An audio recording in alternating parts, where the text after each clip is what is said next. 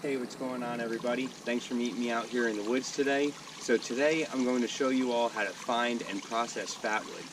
Now I know this is a little different than my normal axe content, but along with everybody else, I'm going through a kind of a heat wave here, guys. It's about 95 degrees out, and I really didn't feel like swinging an axe today, so I figured I would share something that I recently learned with you guys, and hopefully you guys enjoy the video. So stick around, we're going to go on a little field trip and we're going to go find ourselves some fatwood. Alrighty, so first step and probably most important step in locating fatwood is you're going to have to be in a forest with white pine or hemlock or some other kind of evergreen tree to get that fatwood. Now, through my research, I found that white pine produces the best fatwood, and probably second would be hemlock. I don't have much hands-on experience with other types because those are the two main types of evergreen trees in my forest. So once you get yourself into a pine forest, next step is to go find a dead laying or dead standing pine tree, and that brings us to step 2. Okay, so step 2, locating the dead laying tree. In this case, this one is an eastern hemlock. So you guys can see this thing has probably been laying dead here for a while.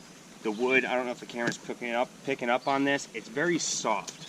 It's well rotted. In fact, there's tons of ants in it. But that's what we're looking for. That's what we want.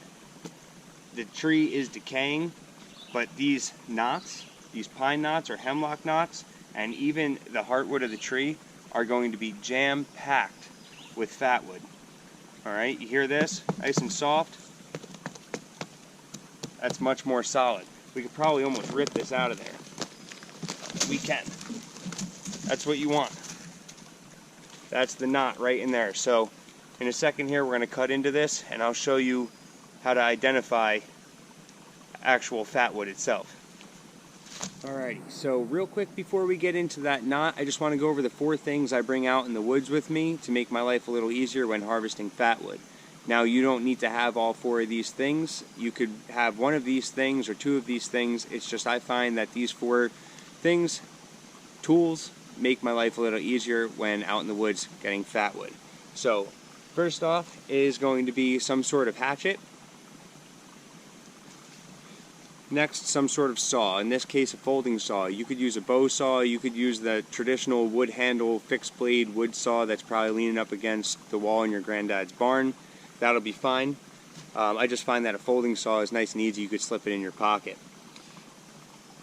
Some sort of knife, in this case I'm using a fixed blade knife. You could use a folding knife, some sort of knife. I just don't recommend using your mom's kitchen knife, she's probably going to get upset with you. And last but not least is something to put the harvested fatwood in, whether it's a backpack, a Ziploc bag, a little haversack thing, a fanny pack, whatever. Could be a spackle bucket. Just bring something with you that you can carry it back out with, or you could load your pockets up. That's up to you.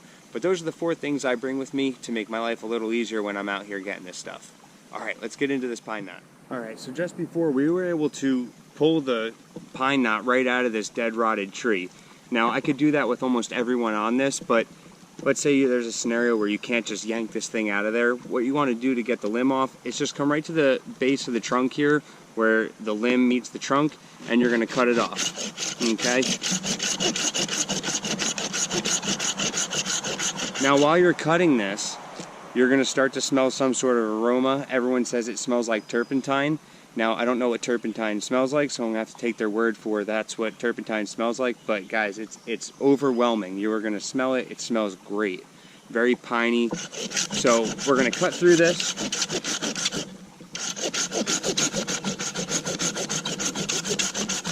And it's going to reveal an orangish, reddish, yellowish, sometimes amber color. And it's going to look very waxy. If you get that, then you know you got fatwood. Look at that. See if the camera's picking that up. See how it's nice and waxy looking?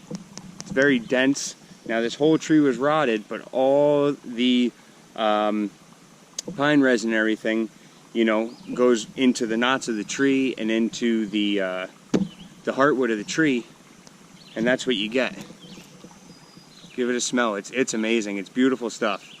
But that's what we're looking for. So now we're gonna go process up this stuff and get it into our bag and get it home with us. So this one here I'm cutting into, this one is a knot from a white pine. I'll show you the difference here. Now this aroma is way more overwhelming and way more potent than the hemlock. And that's what I was saying earlier on. I find better results with white pine knots versus hemlock, but hemlock will work if that's all you have. You could see the sawdust here from the white pine is much more rich and yellow, and oh, it just smells wonderful. Try not to cut that root.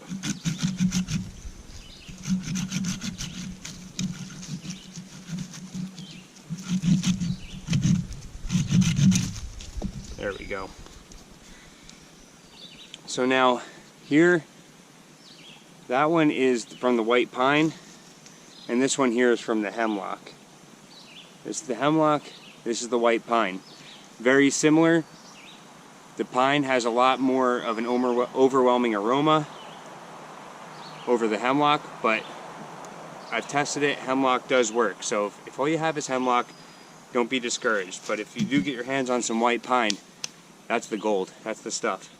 Now you're probably wondering why, if this side that I cut off is packed with fatwood, and this side is also packed with fatwood, and we're going to process it up into usable size pieces, why I would cut this off. Well, if you look at the way the pine knot is, the grain goes in opposite directions there. So it makes it a little bit more difficult to process all in one piece.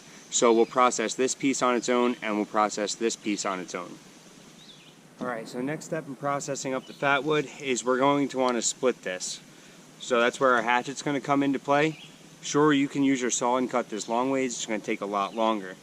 And guys, be very careful when trying to split down short pieces, alright? A lot of people get hurt because they just try to go after it like this and they put the hatchet into their hand.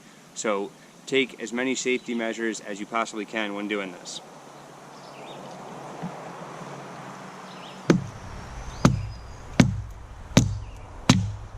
Alright, now we're split.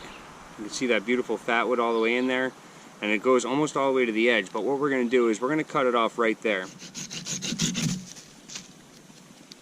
Alrighty, so now we're going to have two halves, just like that. Okay, and then these are the tips that we cut off. Don't worry, there's fatwood in there. It's usable. We're going to take this along with us, but this has the majority of it, and we're going to process this down even further.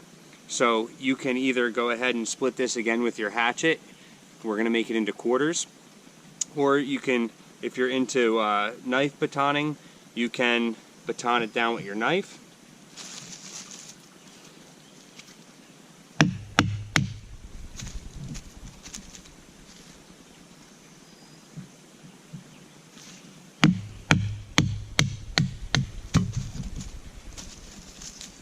Now we got 4 pieces, a lot more manageable to work with, and a lot more easy to pack. You know, you could take one little piece with you, and you could even go to process this down even farther.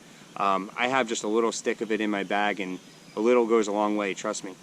This step isn't important. You don't have to do this. I choose to do it, but what I do next is I strip off the dead wood on the outside. See, we have this nice fat wood all in here. We have a thin layer of dead stuff on the outside. Like I said, you don't have to take it off. You could stick this right in your bag like this, and you're totally good to go. It's just something I choose to do. Maybe I just like looking at all the fatwood. I don't really know. But strip that off, and you can see it reveals that beautiful fatwood underneath. Alrighty, so now let's test out our fatwood. So this is what we're left with after taking the dead wood off of the outside. I cut my round piece into quarters. You can go further than this too if you'd like to make them even smaller. That's totally up to you. But yeah, so now we're going to turn it into like a sawdust or a powder. I feel it takes a flame and a spark a lot easier than the curls, but you could use the spine of your knife and take curls off of it as well. That's totally up to you. So all I do here is I take my saw here and I just run down the side with the teeth and make some sawdust. I got a nice dry piece of bark here, because I moved us to the edge of the creek. That way we're not casting sparks or open flame on the dry forest floor. Alright, so we got a good amount of Fatwood sawdust there. We're going to gather into a nice little pile here. Okay, now first test is going to be open flame. Obviously it's going to take pretty easily. You can see immediately it catches that stuff. And you see the black sooty smoke it makes? That's all that pine resin, guys. This stuff is like magic. So now I'm going to try to put this out, and we'll try it with the ferrocerium. Right, now we got our nice little bundle of Fatwood sawdust, and we are going to try to hit it with spark from a ferrocerium rod.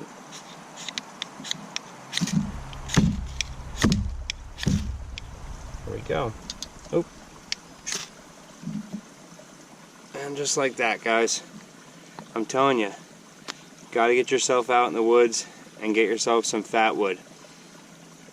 It's a good time. Alrighty, thank you everyone for joining me. I hope you enjoyed today's video. I hope you're able to learn something.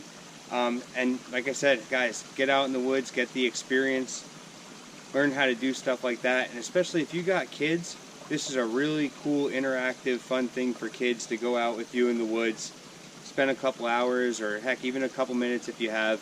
And you know, it's like a treasure hunt for them. Like, hell, let's see if we can go find some Fatwood. You know, they'll be really into that. So if you got kids and you already do some camping stuff, I'm telling you, this is an awesome little, you know, quick day hike thing to do. So with that said, guys, again, I really appreciate your time. Thank you so much for checking out my videos, and we'll see you guys on the next one. Guys, I almost forgot, we're supposed to test out the hemlock as well. So now, let's get a little bit of hemlock in here.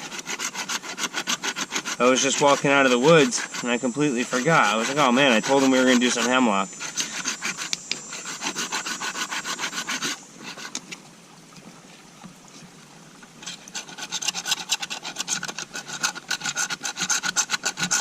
This hemlock is much more dense than the pine. I wonder how it'll do. I've had decent luck with hemlock in the past. Like I said, the white pine is far superior, but this will work in a pinch.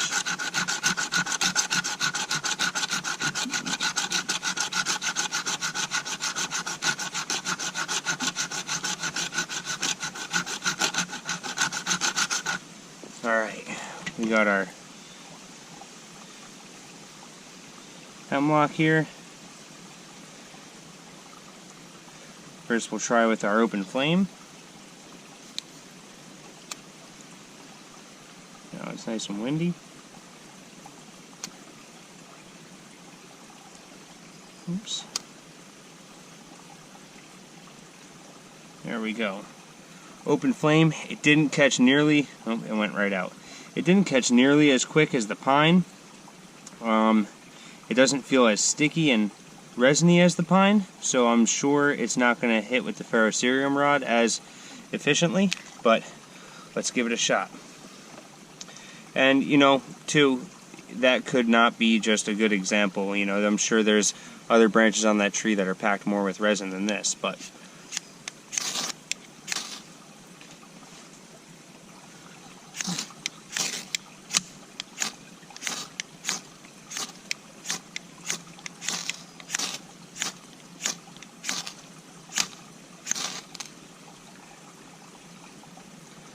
and don't do it on a rock. Just chip the heck out of my blade.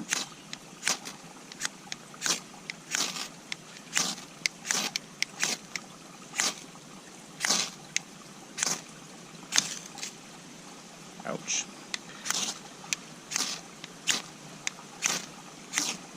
Alright, well guys, this particular example of hemlock is a complete bust. So, with that said, if you could find yourself some white pine Fatwood, that's the ticket. Alright guys, thanks.